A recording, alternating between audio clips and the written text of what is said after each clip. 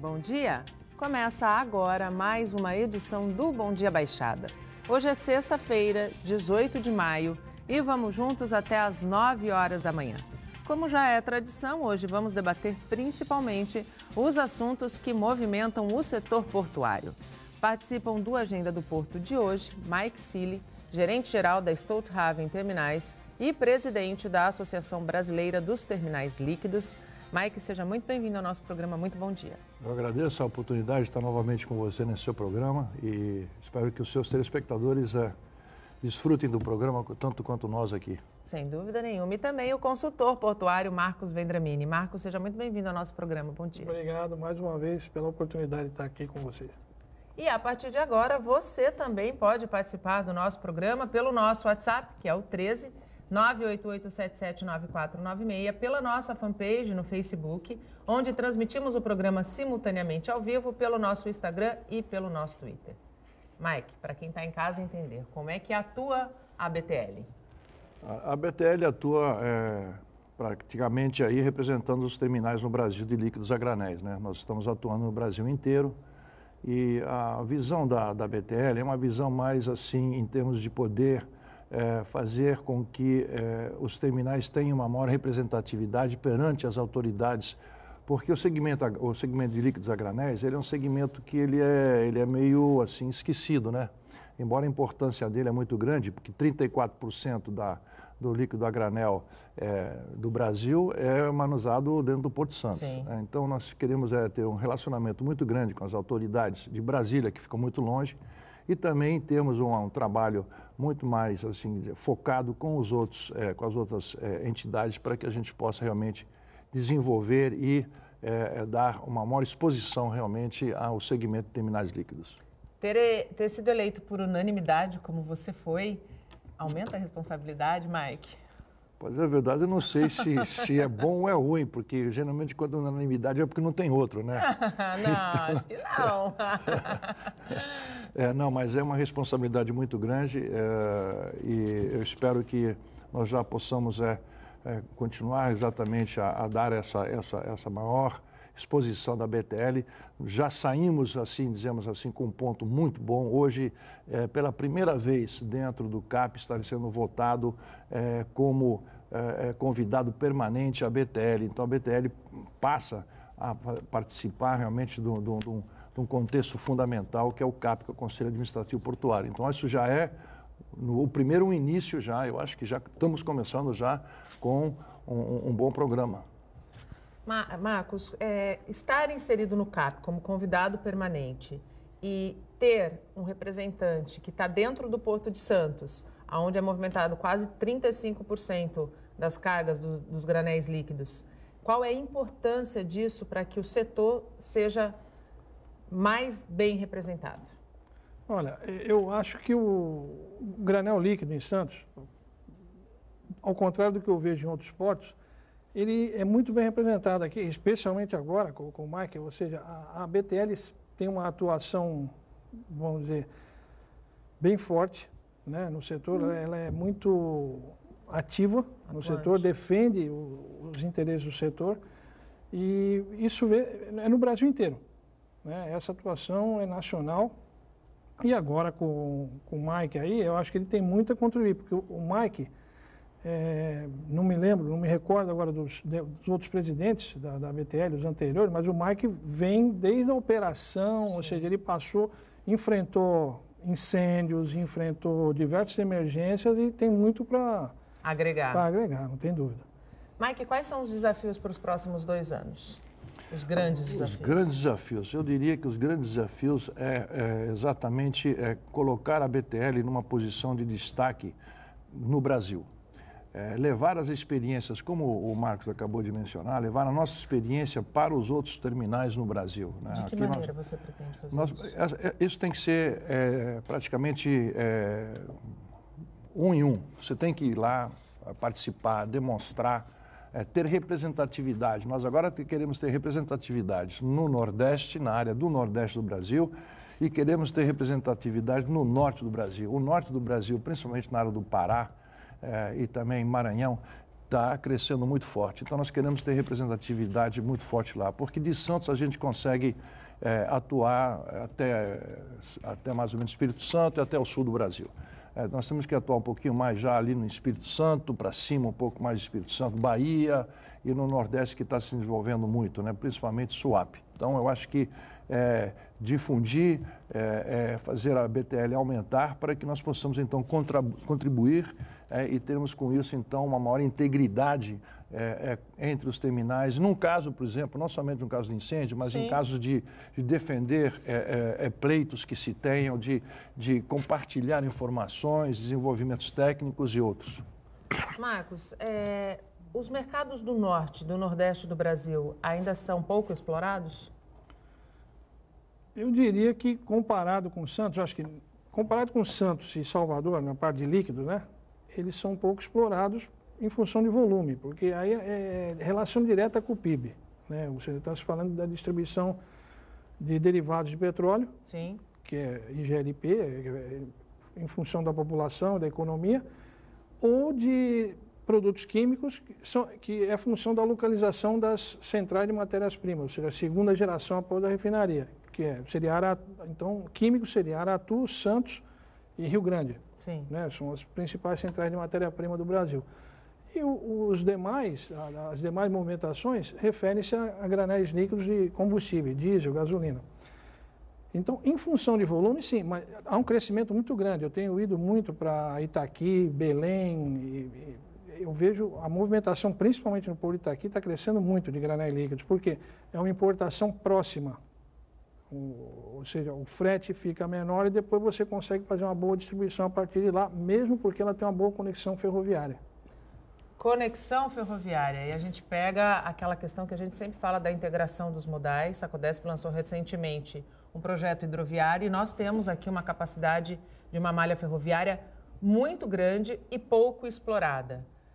A gente precisa, de uma vez por todas, centrar as nossas atenções na questão da integração dos modais para o desenvolvimento do Porto de Santos, especialmente? É um assunto um pouco mais complicado, eu diria. A forma de como está constituída a rede para o serviço portuário, ele está muito mais focado e está se desenvolvendo muito mais para cargas secas, no caso, contêineres e na carga de grãos. Sim. Na parte de líquidos a granéis é mais complicado a questão. Não é tão simplista e não se consegue resolver esse problema em pouco tempo. Eu acho que nós vamos precisar ainda desenvolver muito mais o exercício. Sem dúvida, o futuro leva a isso e terá que levar a isso. Mas quando a gente fala em futuro, a gente pensa em quantos anos, Mike? Eu falaria de 5 a 10 anos. Ou seja, é um futuro muito próximo, né? Num país onde não há muito planejamento para essas coisas. Exatamente. Então, nós estamos trabalhando muito nisso, mas ainda a questão não é somente o porto. O porto tem a condição, né? Os terminais têm como poder fazer o carregamento a vagões ou receber vagões. A questão é o problema interiorano do Brasil. No Brasil, o interior do Brasil não está preparado. Por exemplo, o Goiás, Tocantins, isso tem que ser tudo por trem, não tem que ser com caminhão. Mas não existe realmente um desenvolvimento para você poder colocar esses trens aí. A questão também de vencer a Serra do Mar é uma outra complicação, né? Você tem que formar uma composição muito grande para que seja factível e você depois, então, com um caminhão, você consegue fazer mais rápido fazer o transpor da Serra do Mar. Então, são exercícios ainda que estão aí no papel, nós temos que trabalhar muito nisso e eu acredito que no futuro, obviamente, deve vir, mas ainda é uma questão de tempo ainda para poder chegar... Tempo e planejamento, né? Planejamento e estudos, né? Planejamento nós já temos, a questão é estudar a factibilidade econômica, né? Vagões, essa coisa toda, como é que se compõe... A janela da ferrovia. A janela também da ferrovia. Então, hoje em dia, ela está focada muito mais a essa parte de grãos. A própria Rumo é parte do negócio dela. A questão de você ir... E nós estamos conversando, já tivemos várias conversas com os operadores ferroviários e tudo, mas ainda requer tempo. A gente consegue em 5, 10 anos? Eu acho difícil. Por quê? Eu sou mais pessimista que o Mike. Porque a questão os terminais, ele consegue embarcar. O próprio Mike, onde ele trabalha, o terminal que ele dirige teria condição de ter um terminal, um desvio ferroviário. A maioria dos terminais possuem a capacidade de ter um desvio ferroviário. Mas a ferrovia trabalha com janelas, né? Então, o que acontece? Você leva, dando um exemplo fácil para você entender, você leva 1 hora para sair do Porto de Santos, uma composição, até o Planalto, onde ela vai pegar uma outra linha. Nessa 1 hora, você não pode passar nada nessa... A ferrovia está ocupada, né? Então, em tese, se você trabalhar com composições que levem 1 hora para transpor a serra, você teria a condição de fazer 24 viagens por dia. Por dia. Né? Eu acho que o volume de granel sólido de soja, e talvez até contêiner, já ocupa esse espaço. Você teria que duplicar, fazer alguma coisa na ferrovia, aumentar o gabarito dos túneis, por exemplo, para você poder passar vagão double stacking, que nós falamos, né? Mas isso custaria muito caro. Sim. Então, eu acho que ainda vai... Eu colocaria aí 20 anos, pelo menos. Mas tem que acontecer. Sim, precisa acontecer, é o caminho. Tem outras coisas que você poderia melhorar, a intermodalidade na Baixada, por exemplo. Você pode subir o gabarito das pontes. Não adianta você falar, vou trabalhar com hidrovia no Porto de Santos. Como é que você passa debaixo da ponte da Anchieta e da ponte da Imigrantes e a ponte ferroviária? Não tem como, você não tem como. O ideal seria isso. Sim. Você faria aquela parte onde são favelas lá em São Vicente. Sim. Você transformaria aquilo em pátios de contêiner vazio, né? Usando a hidrovia para transbordo, tudo isso. Mas você tem outras preocupações para fazer antes e ninguém fala nisso. Então, eu acho que fica só no terreno das ideias. Não pode, eu diria ainda mais, Marcos, para o telespectador entender, que o governo poderia muito bem preparar já. Eu viajei aí recentemente novamente para a China e tal. E eles já, você chega na China, cada vez que eu vou na China eu fico mais surpreendido, né? Eu vi lá uns 30 prédios de 37 andares, tudo vazio, que já estava sendo preparado para poder deslocar pessoas que estavam em áreas que eles iam desenvolver para infraestrutura, já está preparado. Então, se nós a gente tem um déficit habitacional que já aumentou para 150 mil? Exatamente. Se nós olharmos o que o Marcos já falou, toda essa parte que nós temos aí atrás, ali de São Vicente, a parte ali do Casqueiro, etc. e tal, toda essa área aí é uma área muito rica para poder ser transformada em retroporto. Agora, tem que preparar o pessoal todo. Nós temos a Conceiçãozinha aqui, a mesma coisa. Podia ser preparado, já se podia fazer as condições. E nós já falamos aqui, o Brasil é voo de galinha, é passo muito curto. Não existe uma planificação a longo prazo. Qualquer governo que entra é 4 anos, aí o que o outro fez não serve, vamos fazer outra vez. Então, nós temos que mudar essa mentalidade, nós temos que começar a trabalhar em médio e longo prazo para que o Brasil realmente venha a se desenvolver e que realmente tenha condições. As próprias pontes, quando fizeram as pontes, não estavam pensando em 30, 40 anos para frente, pensaram ali no momento. E hoje a estrutura das cidades, a realidade das cidades é completamente diferente. E não somente isso, eu diria uma questão de segurança também. Nenhuma lancha da Polícia Federal, ou nenhuma lancha própria da capitania, ou para entrar e fiscalizar, você tem um problema seríssimo aí de questões... Passa com a maré alta. Não passa, então não é feito um trabalho em conjunto. Então acho que nós temos que mudar realmente a forma de nós fazemos planificações no Brasil. Com relação a, inclusive, até quando vocês citaram São Vicente, se houvesse esse planejamento, a cidade poderia, inclusive, explorar o porto, né? Coisa que hoje não acontece. Lógico. Seria beneficiária também. Eu sempre falei, eu sentei uma vez com o Billy, falei isso para o Billy, logo que ele estava começando o governo. Ele era até, me pareceu bem intencionado na época, mas... Você imagina o emprego, mão de obra, o emprego direto, empregos indiretos que você faz, né? Isso é fundamental. Nós temos que mudar essa visão que nós temos, muito, eu digo, simplista, né? É complicado?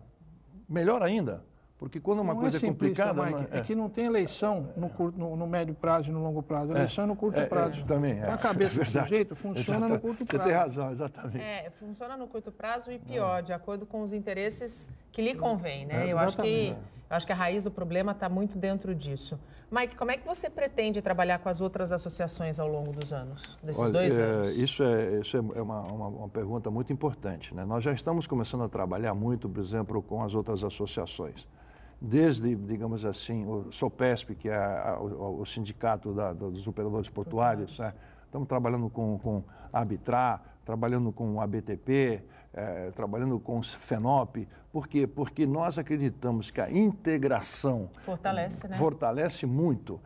Aonde vai fortalecer e onde é que nós já estamos a um ponto muito interessante, a questão da dragagem, a questão da possibilidade de fazermos com que a dragagem seja feita por um consórcio privado. Temos estudos já comprovados que podemos reduzir de 20% a 25% o custo e aumentar a eficiência em praticamente 60%.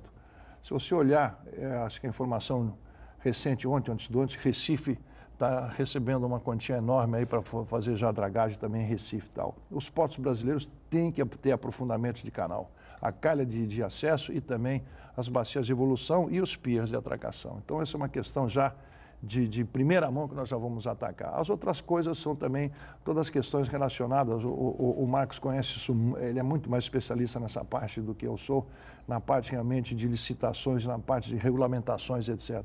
Nós temos que alinhar isso. Não pode haver, nós estamos aqui ainda... Tanta dificuldade, tanta demora, né, para o processo nós estamos discutindo ainda hoje a lei de portos para ver se ela é ou não é. Acabamos de ter um problema seríssimo recentemente por interpretações aí de como ela foi recentemente escrita tal. Isso não pode acontecer, isso aí atrasa tudo. E traz uma insegurança jurídica para quem pretende investir enorme, né? Sem dúvida. Enorme. Qual que é a importância, Marcos, deste trabalho em parceria com outras grandes instituições ou outras grandes representatividades? Olha, fortalece a interlocução lá em Brasília? Com certeza, né? A hora que você vai num grupo, você junta a FENOP, você junta a BTL, você junta a BTP, todos esses, porque há questões, o Mike estava falando agora da questão da dragagem, né? Por que a dragagem, o que se pretendia aqui em Santos, era uma formatação nova, ou seja, uma forma condominial. Condominial. Eles optaram, o governo optou pela concessão. Por quê? Porque para você fazer condominial, o governo teria que fazer uma medida provisória, né, ou uma articulação com o Congresso para alterar a legislação.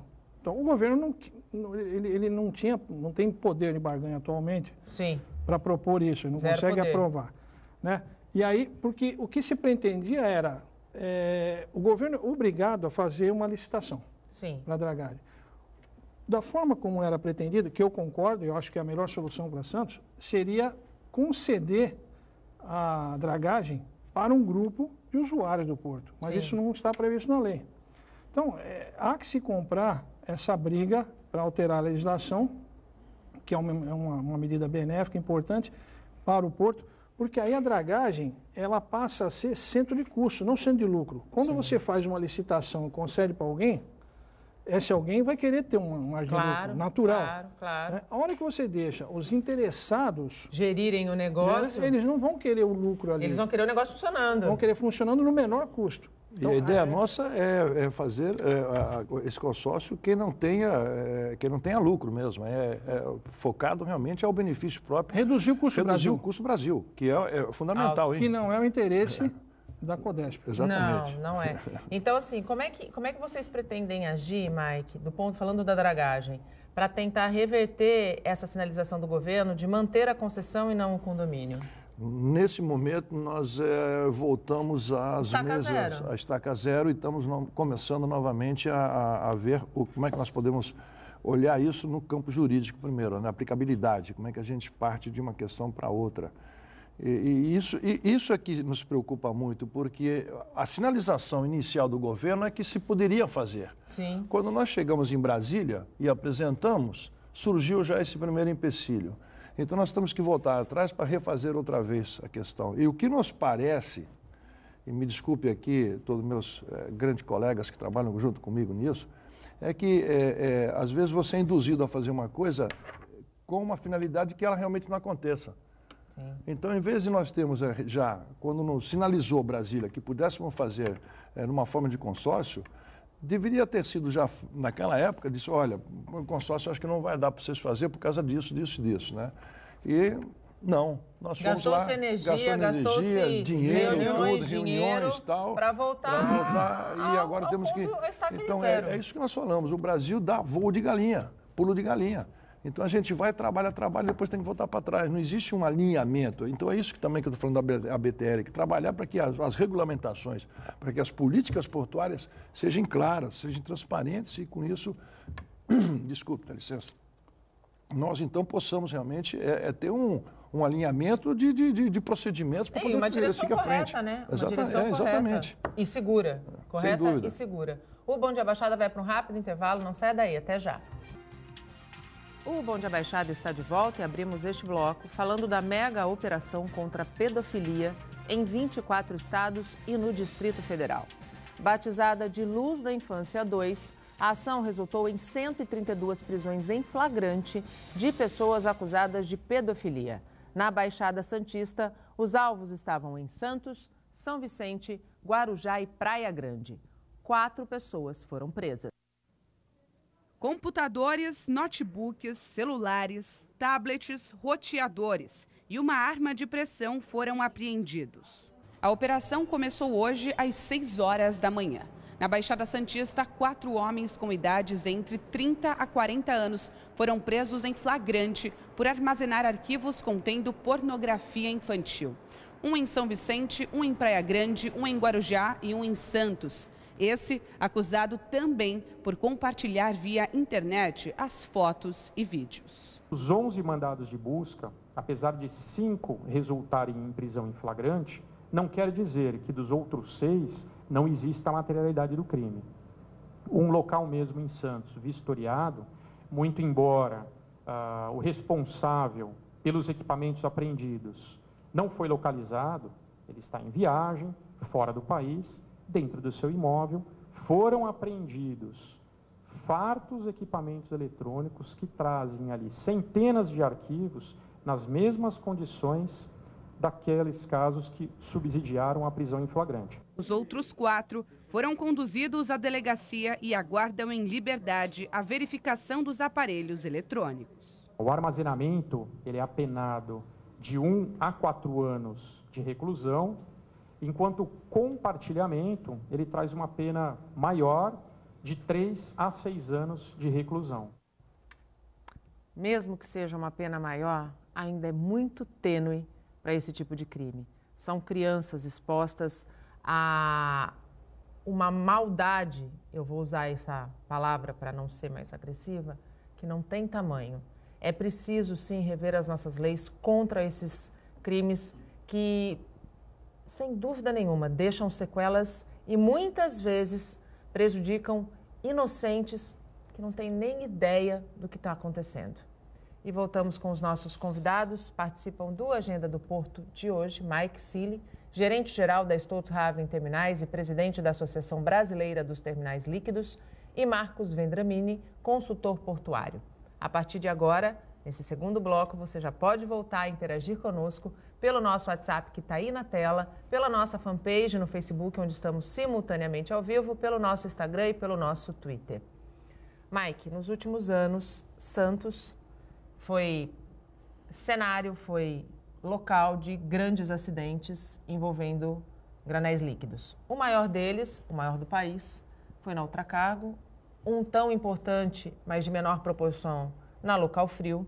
De lá para cá, quais foram os principais aprendizados que foram, de fato, concebidos e absorvidos?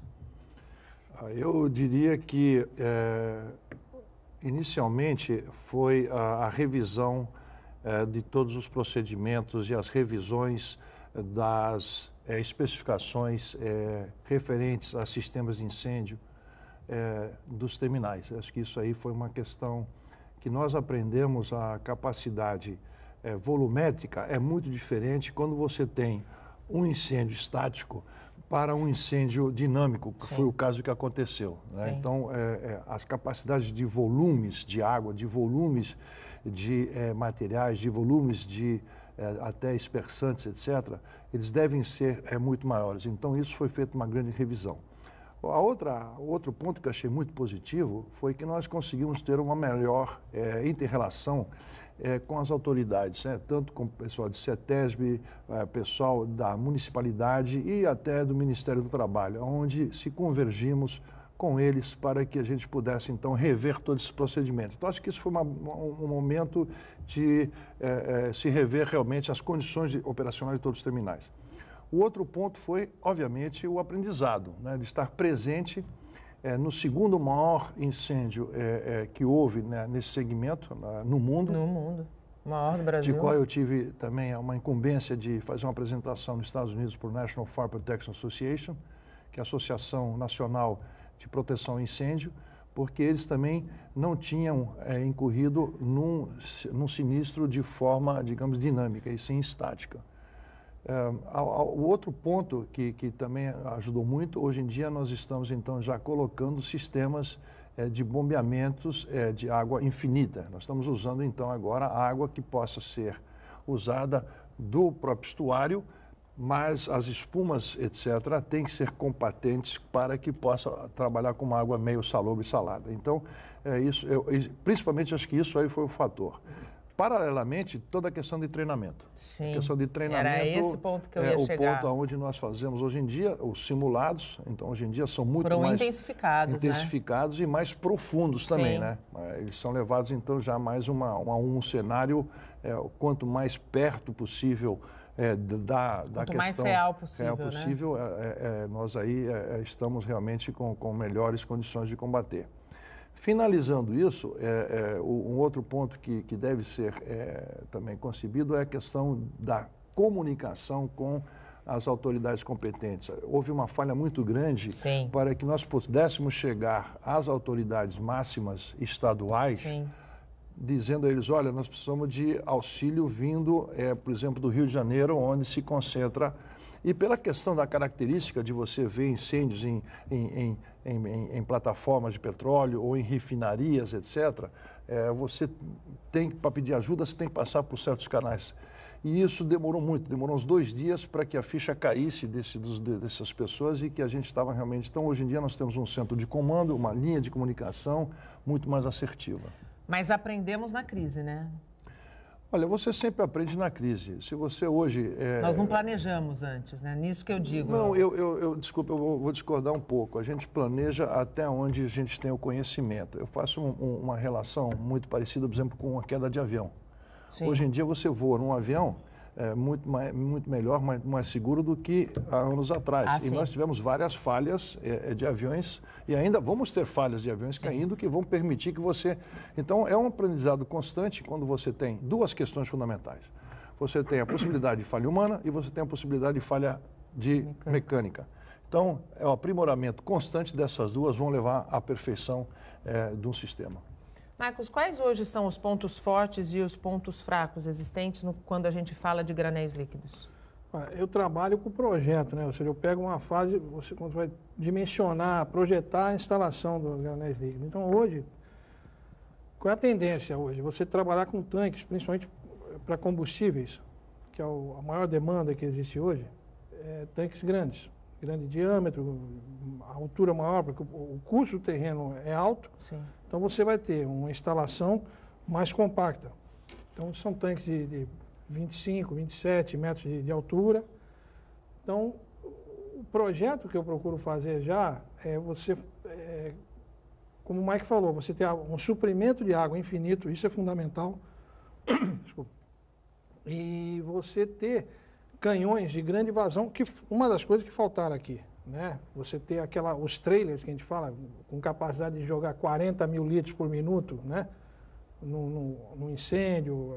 Ou seja, as instalações que eu tenho projetado já consideram isso. Canhões por controle remoto, por exemplo, você não tem que aproximar tanto o que aumenta a segurança. O homem, né?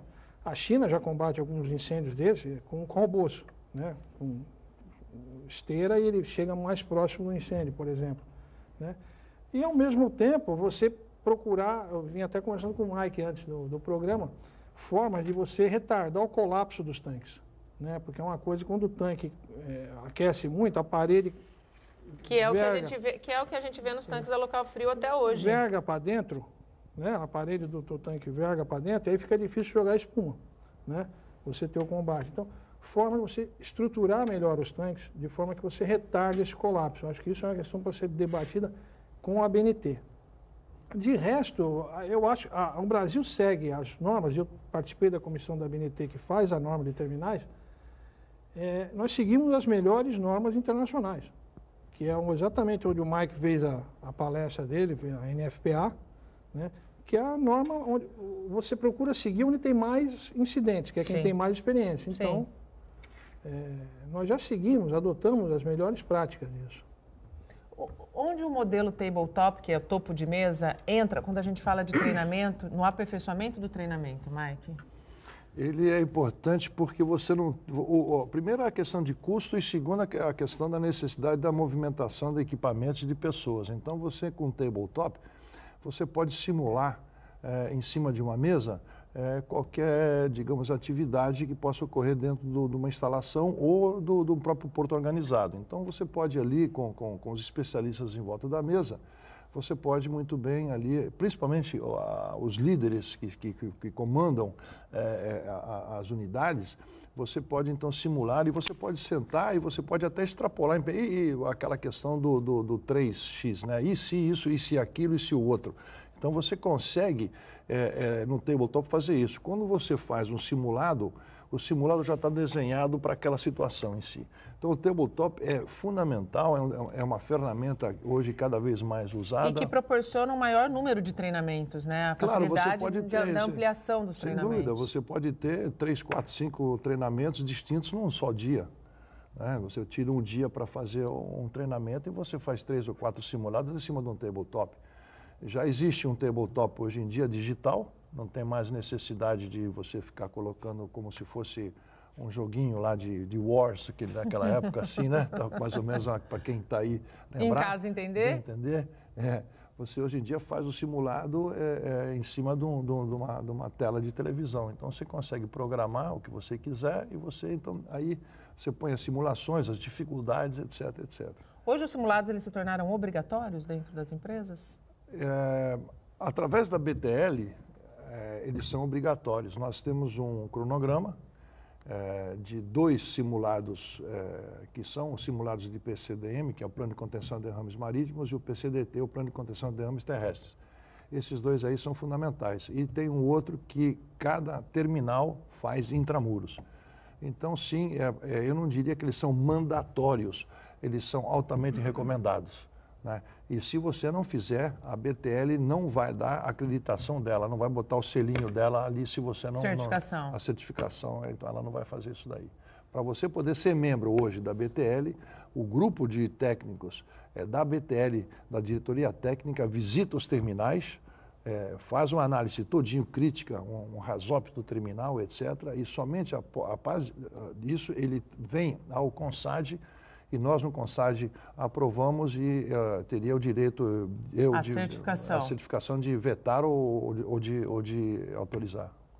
O Bom Dia Baixada vai para mais um rápido intervalo. No próximo bloco a gente fala um pouquinho sobre o acidente da balsa, do navio que bateu em 3 balsas e das tarifas que estão tirando o sono dos terminais portuários. Sem dúvida. Até já. Sem dúvida.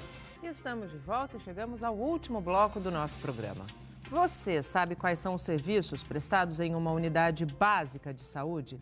E qual a diferença para uma unidade de pronto atendimento? Mais de 80% das pessoas poderiam ser encaminhadas para uma UBS se soubesse essa diferença, o que iria agilizar e muito o atendimento nas UPAs. Essa futura mamãe foi à unidade básica de saúde para agendar o pré-natal. Teve uma longa conversa, recebeu orientações, saiu com uma lista de exames para fazer e ficou satisfeita. Foi ótimo o atendimento, marcaram já dentista, vou fazer uma série de exames, ganhei bolsa da maternidade, para mim foi ótimo, excelente. Esse é um dos atendimentos disponíveis em uma unidade básica de saúde. Santos tem 32 UBSs. Só em abril foram realizadas 949 primeiras consultas odontológicas. Quase 17 mil consultas com clínico geral e perto de 9 mil procedimentos de coleta de exame. É muita coisa. Mas o chefe do Departamento de Atenção Básica, que cuida das UBSs, explica que as unidades poderiam ser ainda mais utilizadas. De 80% a 85% das pessoas que procuram um atendimento emergencial, em tese, elas poderiam estar vindo procurar esse atendimento na sua unidade de referência, na sua unidade básica de saúde do seu bairro, ok? Por quê? Porque a unidade básica de saúde é que está mais próxima dela, né? As unidades da atenção básica, elas têm uma capilaridade que permitem com que a gente conheça a realidade de cada um dos seus territórios. O que é bom a gente deixar bem claro é que a pessoa que consegue o atendimento lá na unidade básica de saúde acaba que não vai precisar vir aqui a uma unidade de pronto atendimento como essa aqui, o conhecido PS da Zona Leste. Aqui é só para caso de muita necessidade, a chamada urgência ou emergência. Santos tem 3 unidades de pronto atendimento. A coordenadora da unidade da Zona Leste diz que o número de atendimentos poderia ser menor, por isso ela orienta. O grande objetivo é atender os pacientes de urgência e emergência. Quais são eles? Eu vou dar alguns exemplos para você. Então, são IAM, ou seja, um infarto agudo do miocárdio, ou quando o paciente chega relatando que ele está com o braço formigando, está com dor no peito, um lado do rosto ele pode estar com um pouco disforme, com uma assimetria, que pode também ser casos do derrame, né, popularmente chamado, que é o AVC. Suspeitas de apendicite, dor abdominal, né, dor na barriga muito forte, muito intensa, fraturas, né, múltiplas ou não, fraturas simples, febre alta, crises convulsivas, falta de ar muito importante, crises asmáticas, enfim. Esses são casos que devem ser procurados, mesmo no horário de atendimento da atenção básica, para esse serviço de urgência e emergência, que pode ser a UPA ou até mesmo os prontos-socorros existentes ainda no momento. Bela matéria. Parabéns ao jornalismo da Santa Cecília TV por esse esclarecimento. Falta esse esclarecimento. E voltamos com os nossos convidados. Participam do Agenda do Porto de hoje, Mike Cili, gerente-geral da Stolthaven Terminais e presidente da Associação Brasileira dos Terminais Líquidos, e Marcos Vendramini, consultor portuário. Ainda dá tempo de você participar e interagir conosco aqui no nosso programa pelo nosso WhatsApp, pela nossa fanpage e pelo nosso Instagram e Twitter. Nós falamos muito dos acidentes, relembramos os acidentes da Ultracargo e da Local Frio, mas há 2 semanas atrás nós tivemos um outro acidente que poderia ter se transformado numa tragédia quando um navio de 333 metros, o segundo maior a entrar no porto, bateu em 3 balsas. Isso demonstra claramente a vulnerabilidade do nosso espaço? Qualquer porto é vulnerável, principalmente em um porto como o de Santos, que ele é um canal. E ele tem uma certa dimensão que você não pode aumentar. Se você pudesse aumentar, a vulnerabilidade, né, seria outra. Mas a questão aqui, e para aqueles que entendem um pouco da questão, nós estamos falando em capacidade volumétrica, nós estamos falando de desplaçamento, nós estamos falando em toneladas de desplaçamento. Que a aceleração, no momento que isso é questão de matemática também, de aceleração, né? Tendência de aceleração. Você tem que ter quando os navios são muito maiores, você tem que ter uma forma de você poder conduzir o navio, não somente em função do navio em si. A questão de rebocadores é fundamental. Na minha concepção, eu acho que não tinha rebocadores suficientes. Eu acho que um navio dessa proporção, com um rebocador avante e um a ré, quando está fazendo a curva, você tem que ter 2 a ré para poder trazê-lo à posição, porque aquela curva ali da balsa, perto do Yacht Club, tem uma outra questão também, ali é muito raso, ali é questão de 1,5 metro, 2 metros, você sai um pouquinho da linha ali, no próprio pier da DAO, que é dragado, você pode encalhar o navio. Então, isso requer também uma questão os práticos são muito preparados, mas quando você está lidando com uma embarcação desse tamanho, que é o segundo maior que entra, e vai continuar entrando... E vai continuar entrando, vão vir maiores. Exatamente, é aquela questão do aprendizado. Sim, sem dúvida. Já agora temos a experiência, aconteceu isso, Sem agora dúvida. esperamos que não aconteça mais. Como é que nós vamos fazer isso? Com uma questão de rebocadores. Nós temos que colocar, na minha visão, nessa curva, na entrada, não tanto na saída, mas na entrada, eu acho que você tem que botar 2 rebocadores a ré para que você possa, então, mantê-lo na curva, para que ele não possa correr na curva, mantê-lo com a traseira, para que ele possa, então, automaticamente fazer a manobra ali, a curva dele, né? Às vezes dizem que o navio não falha, essa coisa toda, mas aí são tudo questões também de suposições, né? Aí que é muito difícil, você nunca chega a uma resolução. Eu acho que tecnicamente é isso. Tecnicamente é você falar navio acima de tantas toneladas, um avante e 2 a ré. Acabou. Foi um sinal de alerta, né? Ainda bem que as balsas estavam sem carros. Se você for ver os acidentes que eu me recordo, nós tivemos em 2009, 2010 e 2014. Sim. Né? Sempre de madrugada. Sempre. Né? Todos saindo. Dessa vez foi esses 3 saindo, eles foram entrando. E de noite, 8h30 da noite. Uma vez, acho que em 2010, foi com neblina, se eu não me engano. Então, primeiro, eu acho que quem deve uma explicação é a Capitania dos Portos. Sim. O que aconteceu. E precisa dar essa resposta. Porque ela nunca vem a público para falar. Isso é guardado, é um segredo guardado a 7 chaves, entre a praticagem e a capitania. E não pode ser considerado daqui a 90 dias um evento fortuito, né? Não. O que tem que fazer é o seguinte, eles têm que vir falar, o que aconteceu foi isso.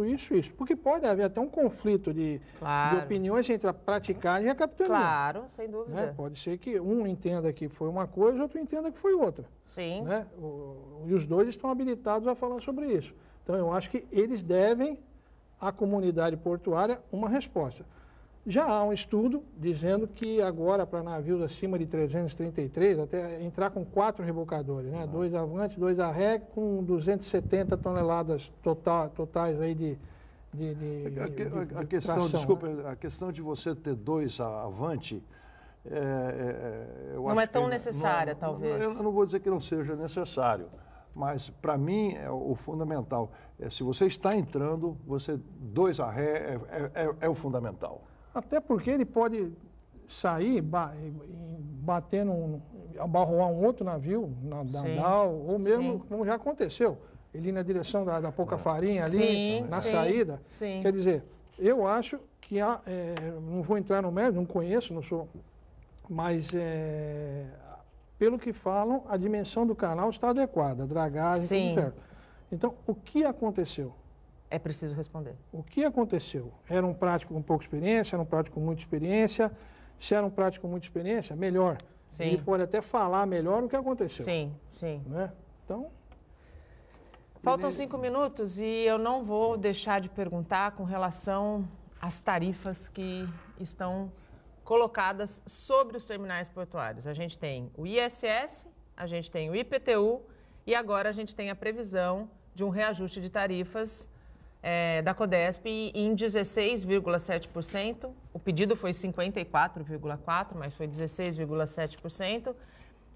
A expectativa é que esse aumento seja escalonado. No entanto, nós temos 3 tributos, vamos colocar tudo no pacote, 3 tributos que estão sendo cobrados dos terminais portuários. Mike, como isso vai ser adequado dentro do orçamento e dentro das contas desses terminais? Como? Olha, é difícil. Nós já estamos discutindo aqui a questão de custo Brasil. Sim. Você já paga taxas exorbitantes e você não tem infraestrutura aquaviária e não vou falar da terrestre.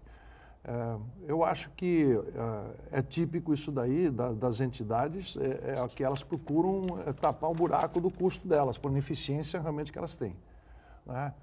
Nós não podemos continuar. O custo do Porto de Santos é um custo que ele não se torna mais competitivo. Nós já estamos há muito tempo falando perdendo que nós podemos perder competitividade, e sim, estamos perdendo competitividade, por mais que as autoridades digam que não vai afetar nada.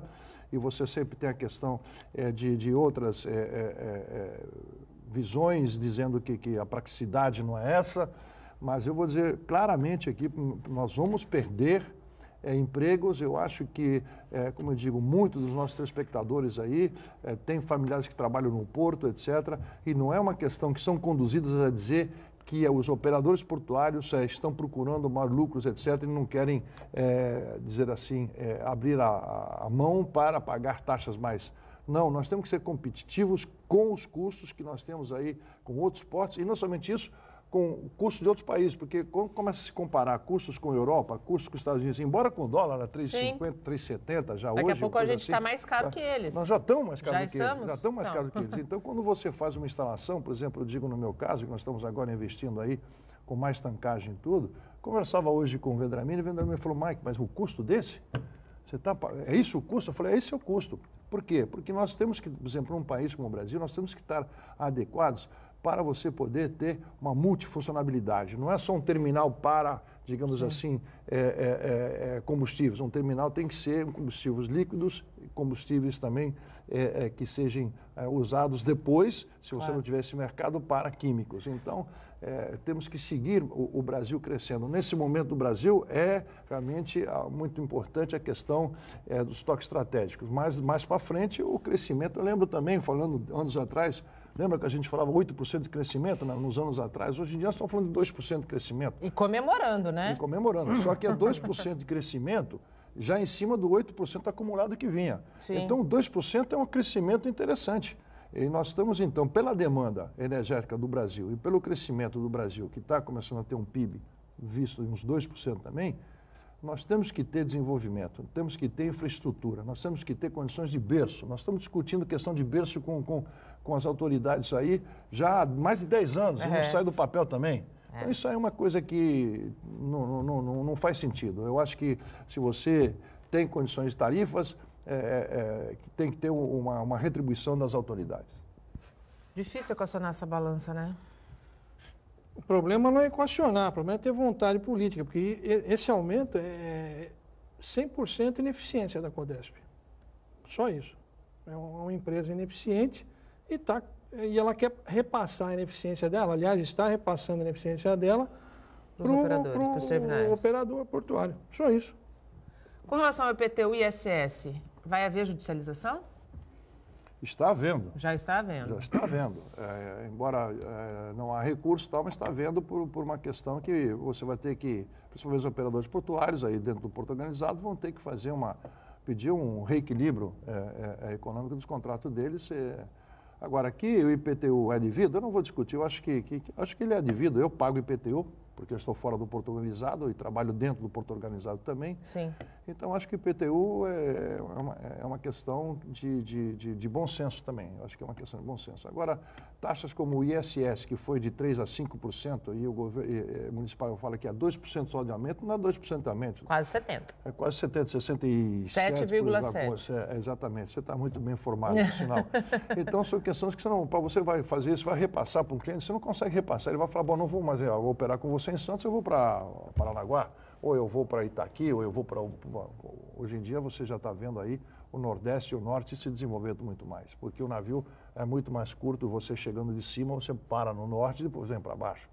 E lá eles também não têm problemas tanto com dragagem, né? Não tem problema de dragagem. E a tributação também é a questão entre estados, que eu acho, né? Essa questão aí no Brasil devia ser equacionada, não podia ter essa guerra que tem. Essa guerra fiscal, né? Existe uma guerra fiscal hoje que não beneficia, faz com que um ponto concorra com o outro e não seja parceiro, né? Não se trabalha em parceria.